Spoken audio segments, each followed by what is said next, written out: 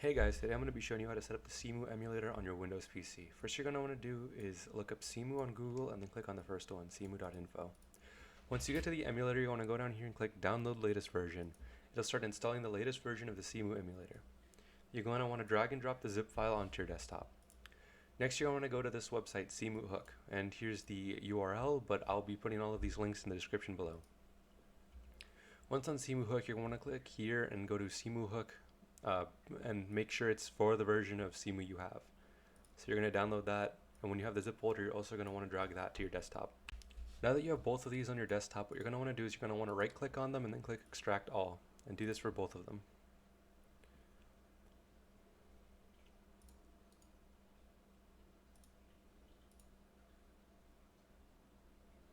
Okay, once they're both extracted, you're going to want to delete these zip folders, and then you're going to want to bring the Cemu or the Cemu folder, the one that's just Cemu, not Cemu Hook, just Cemu. Then you're going to open it up and see the actual Cemu folder right here. You're going to want to drag that to your desktop, and then you can close out of that because we don't need that folder anymore. Okay. Once you have Cemu, you're going to double click and open it. You're going to want to double click on cemu.exe.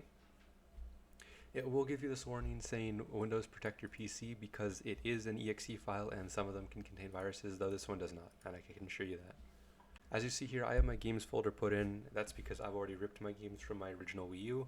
You're going to be wanting to do that too and putting them into a folder on your PC, and then you're going to want to put the games folder here so that Cemu can recognize it and play those games.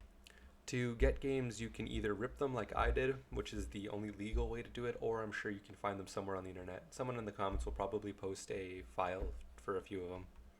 Once you've gotten your games library set up, next you want to go down here and click on download community graphics packs. Once these graphics packs start downloading, you're going to want to let them finish. What these are a bunch of mods and different tweaks for games. It'll let you change things like your resolution, your level of detail, give you stuff in Zelda like infinite arrows or infinite weapon durability. Once your graphics pack is done, you're going to click next. Then when you get here, it'll just show you how to change your settings, which you can configure here on the input, but we'll be doing that later. Next, you can do things here for your additional options, like automatically check for updates. I would always recommend turning this on, and then you can choose whether to start your games in full screen or not. I will. Once you're done with that, you just click close. As you can see here, for me, my games have shown up because these are the ones I had in that games folder. Next, what we're going to be doing is installing something called Cemu Hook, which will make your games run better and give you a bunch of extra features. What you're going to want to do to install that is you're going to want to close out of Cemu, open up the Cemu Hook file we downloaded, and then just drag and drop them all into your Cemu folder. You can close out of this and relaunch Cemu after that. Once you drag and drop them, you'll see this message down here at the bottom saying you are missing 4 out of 4 shader fonts. You're going to click download now and download them. Once right here it says finish setting up for shader fonts, you're going to want to click out of the Cemu folder and then relaunch it. When you relaunch Cemu, the message should be gone, and now you should be able to just click and play a game. But before we do that, we're going to start tuning the settings so that you get the best performance you can. I'm going to be using Breath of the Wild as an example for this because it's probably the game you're going to be playing the most on this. What you're going to do here is you're going to click on game profile, and then you're going to want to change these, okay? Auto recompiler, I'll set to multi-core because I have a Ryzen 5, which will have 6 or more cores. If your processor has 6 or more cores, you're going to click on multi-core recompiler. Where it says here thread quantum cycles, you're going to want to set that to the biggest number you can. And then when you click on graphics, set this to true.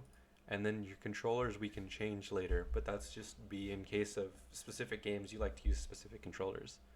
Okay, so that's the settings there. Next, what you're going to want to do is click on graphics packs, and then you're going to click on enhancements if you want to change any of these.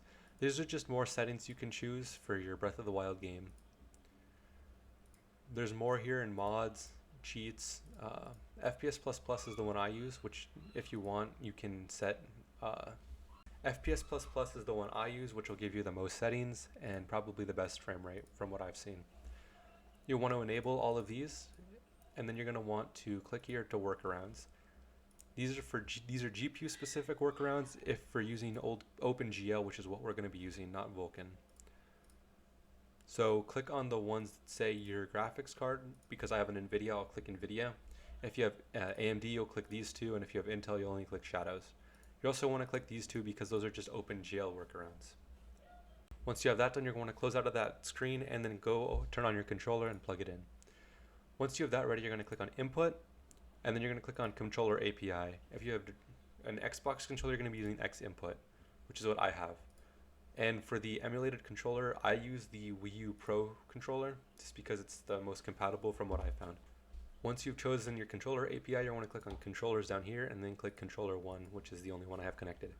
Then you're going to want to press A, B, X, Y, L, R, ZL, ZR, ZL and ZR left and right triggers, plus, minus, left stick click, up, down, left, right. And you'll just keep doing that for all of your controllers, or controls. Next, you're going to name the profile Xbox Controller 1, and then click Save. Once you have this ready, you can close out of that and launch into a game. I'll be using Mario Kart as a demo. So let me just go in here and change the game profile like I showed you guys before. Controller 1 is going to be Xbox controller, and then we'll be launching into Mario Kart right now. So when you launch into Mario Kart, you can see that it's lagging a bit. And when you look up here, you'll see it's compiling shaders. What it'll do is it'll have low performance when you first start the game because it's compiling a shader cache for you. You can find these to download online, but I wouldn't look for them because most of the ones that I've seen are old and outdated, and Cemu will recommend you building a new one either way. So right now I'm just going to start on a Grand Prix, and we'll do it at 100 cc and then start with Mario.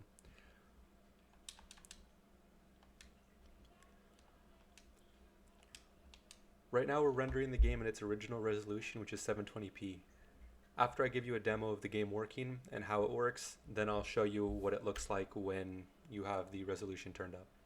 As you can see here, there are a few frame drops like I mentioned in the beginning, and you can see the crowds and some of the monitors are a bit blurry because of the lower resolution. Once we're in here, you can just play the game like you would normally. Again, you'll see some frame drops at the beginning, but it'll progressively get better each time you play. So you see really big ones right there. By the second lap, it should be much better. And then you will only have to build shader caches once for any given shader. So your first lap of new tracks will almost always be a little laggy like it is right now. And that's just because it's compiling shaders, as you can see up in the top left-hand corner. As you can see right now, we just compiled 130 shaders, but as you can see, whenever it's not showing that it's compiling shaders, it's running pretty well. So as you can see, it's running badly, and I will cut and then show you what it looks like running on the second lap. Okay, and here we are on the second lap. While the game still is having some occasional stutters, it's also running a lot better now that it's not compiling shaders every few seconds. So the more you play, the better it'll run, and it will only really compile shaders, again, when it encounters them for the first time. So see, it didn't lag when the red shell hit me because it already rendered a red shell hitting. But as you saw right there with the lightning, it lagged a bit because it had to compile the shaders for the lightning strike. Now I'm going to show you how to make the game look better because this game is looking a bit fuzzy. So what you're going to want to do is you're going to want to just close out of the emulator, relaunch it. And when you're here in the launched area, you're going to want to right click on this and then click on Edit Graphics Packs, Enhancements. Well, here's the enhancements you can choose. Here I'm going to enable 60 frames per second split screen because it'll run better. And here we go right here, Graphics Options. You can change your resolution. I'm going to set mine to 2560 by 1440 because I have a 1440p monitor. And I'll do the same thing with the gamepad resolution. Shadow quality, I'm going to set it to high. And anisotropic filtering quality, I'll set it to 16x. And then there's advanced options which you can tune more. So I'm going to enable the graphics settings there. And then, so here's more motion blur off because I just don't like it. And then we just changed the settings for Mario Kart, and now we'll launch it again, and you'll be able to see that it looks much better.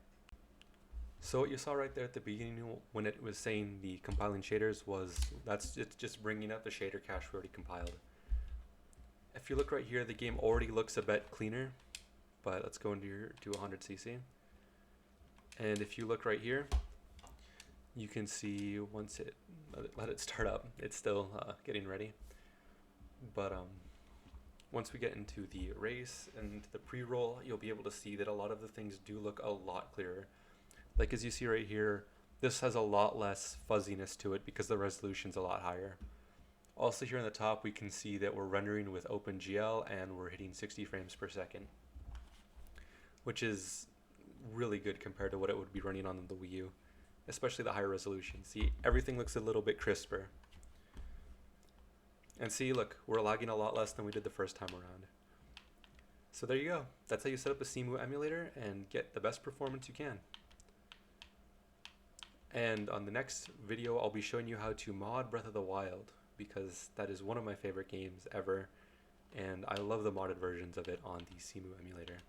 And once again, thanks for watching, guys. I'll see you next time.